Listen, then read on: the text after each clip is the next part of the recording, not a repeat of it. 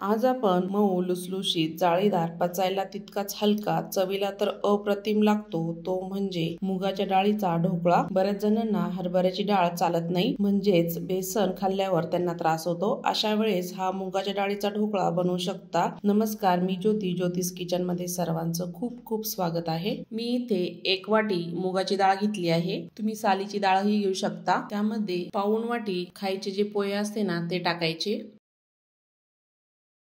पाणी टाकायचं। त्यामध्ये आपल्याला ते स्वच्छ धुवून घ्यायचे आहे।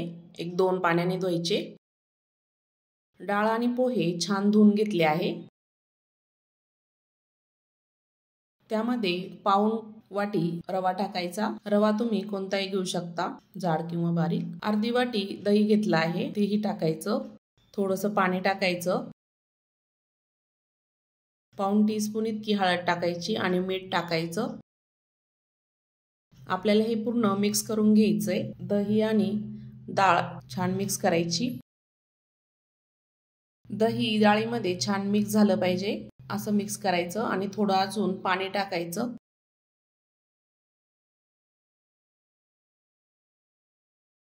भिजेल इतपत पाणी टाकायचं आहे, जास्तही पाणी टाकायचं नाही।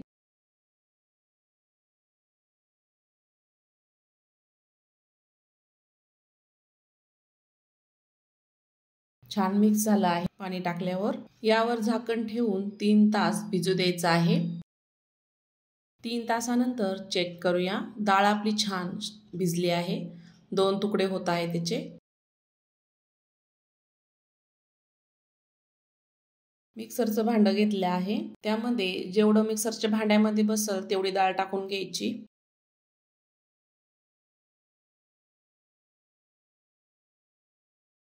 चार ते 5 हिरव्या मिरच्या आणि अद्रक टाकायची। 3 चमचे साखर टाकायची आणि याला मिक्सरला फिरवून घ्यायचं। आवश्यक असेल तर 1-2-3 चमचे पाणी वापरायचं बारीक करण्यासाठी। मी इथे 2 ते 3 चमचे पाणी वापरलं होतं।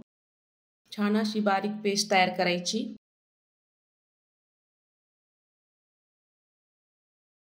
सर्व डाळ मी इथे वाटून घेतली आहे। त्यामध्ये पाऊण वाटी इतका रवा टाकायचा। चवीपुरतं मीठ टाकायचं।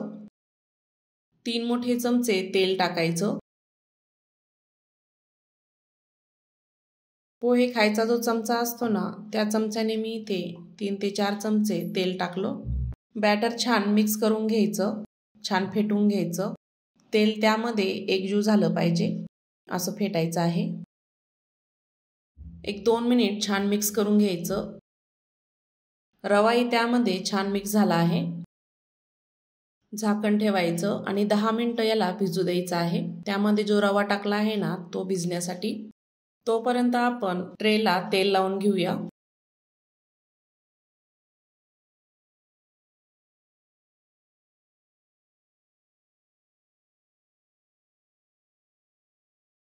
सर्व बाजूने मी तेल लावून घेतलं। ही प्रोसेस ढोकळा लावण्याआधी करून ठेवायची म्हणजे फटाफट सेट करता येतो। ढोकळ्याचं बॅटर जास्त असल्यामुळे मी 2 भांड्यांमध्ये लावणार आहे। दोन्हीही भांड्यांना तेल लावून घेतलं आहे। बॅटरही छान भिजलं आहे। बॅटर आपलं इतपत घट्ट असायला हवं म्हणजे मस्त ढोकळा तयार होतो। बॅटरमध्ये आपण इनो टाकणार आहे म्हणजे मस्त ढोकळा फुलतो। पूर्ण इनोचं पॅकेट मी त्यामध्ये ओतून घेतलं। 2 चमचे पाणी टाकलं आणि छान मिक्स करून घ्यायचे। ही प्रोसेस फास्ट मध्ये करायची। छान एकजीव करून घ्यायचे। इनो टाकल्यावर बॅटर बघू शकता मस्त हलकं फुलकं झालं आहे।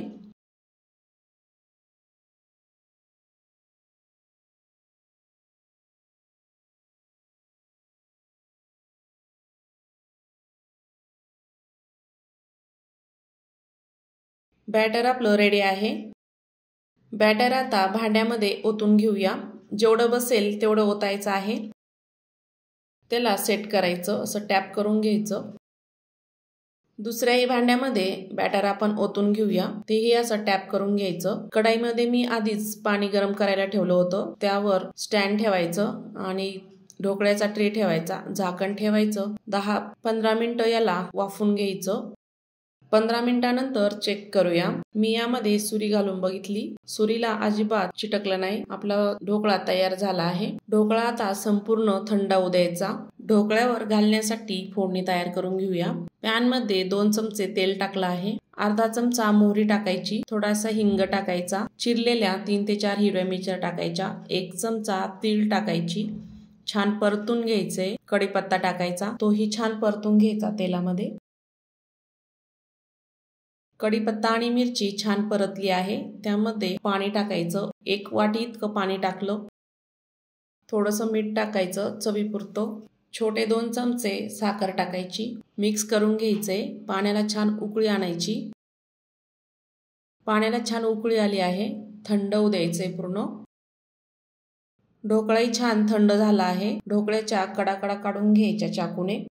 चारही बाजूच्या कडा मी इथे काढून घेतल्या।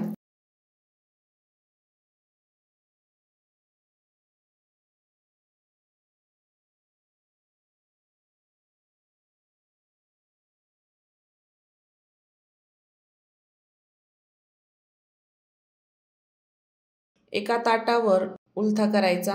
सहजच ढोकळा निघून आलाय, बघू शकता किती मस्त तयार झाला आहे।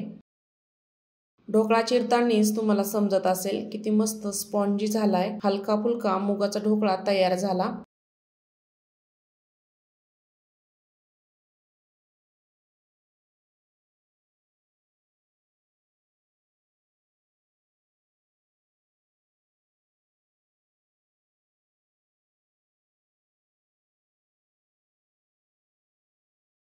तुम्हाला एक ढोकळ्याचा पीस दाखवते, बघू शकता किती छान जाळी पडलीये। करायलाही खूप सोपं आहे, अगदी कोणीही करू शकतं आणि हेल्दी पण आहे। पचायलाही खूप हलका आहे। पाणीही छान थंड झालं आहे। ढोकळ्यावर टाकून घ्यायचं सर्व बाजूने। अशाच नवीन रेसिपी बघण्यासाठी ज्योतिष किचनला सबस्क्राईब करा, बेल आयकॉनला क्लिक करा, म्हणजे नवीन रेसिपीचे नोटिफिकेशन सर्वात आधी तुम्हाला मिळेल। पुन्हा भेटूया अशाच नवीन रेसिपी सोबत।